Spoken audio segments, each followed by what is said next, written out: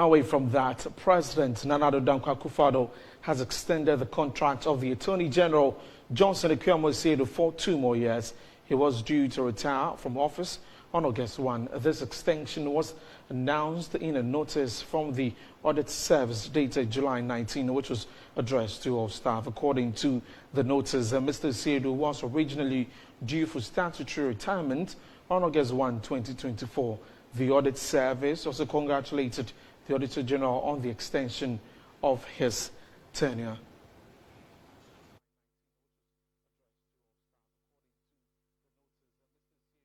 Let's get some reactions on this and speak to the former Attorney General, Mr.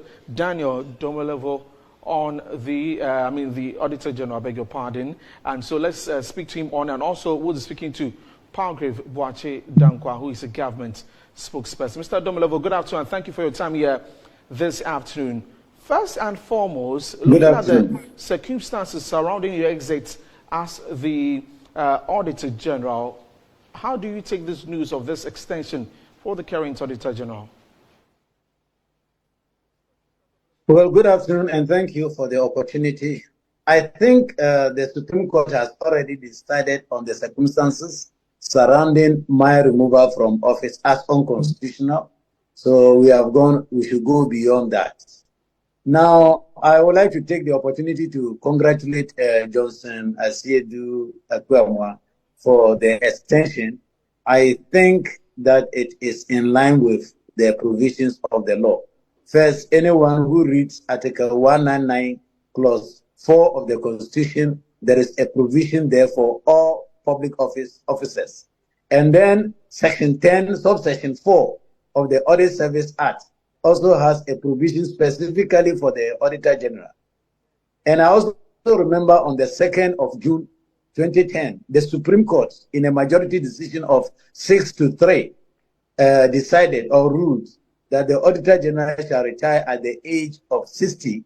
However, the President may give him a contract or an extension of 2 years, 2 years and 1, making it a maximum of 5. So I think it is in line with the law, and I can only congratulate Johnson for the extension given him.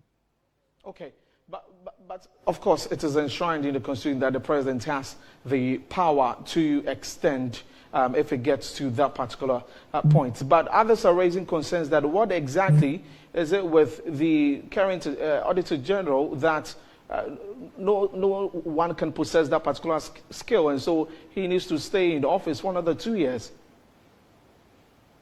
You remember that even before he was confirmed as the substantive Auditor General, the President had already pronounced that he has outperformed me, or he said the touted one. So I think from the point of view of the President, he's a great performer. That's why he has exercised the discretion, and I have no qualms with that. I'll come to you, but let me speak to Palgrave Boache Dankwa also, who is on the line. Palgrave, good afternoon. Thank you for your time. So there's an extension. A lot of people have raised concerns that why is the extension an extension? Even though the President has the power to do that, why is this extension going on whilst another person can take over from Mr. Akufo-Addo? So a very good afternoon to you, and a very good afternoon to your listeners and viewers, and very good afternoon to Mr. Domelevo, the former Auditor General. And to state very clearly that I agree in same line as Mr. Domelevo has stated, that is in accordance to the principles that we are guided by the law. And also it's important for us to know that it's with existing institutional knowledge that Mr. Johnson has, and it's important that we allow him to continue his work. And I think that as Ghanaian people, we actually even need to thank him as well, because these are moments where he's supposed to go and rest, but he's still holding on an extra 2 years on the advice of the President to continue to serve a lot more. And it's a lot more commendation for his hard work, and a lot more commendation in the professionalism within which the Auditor General brings in terms of making sure that all books are checked within the public sector space.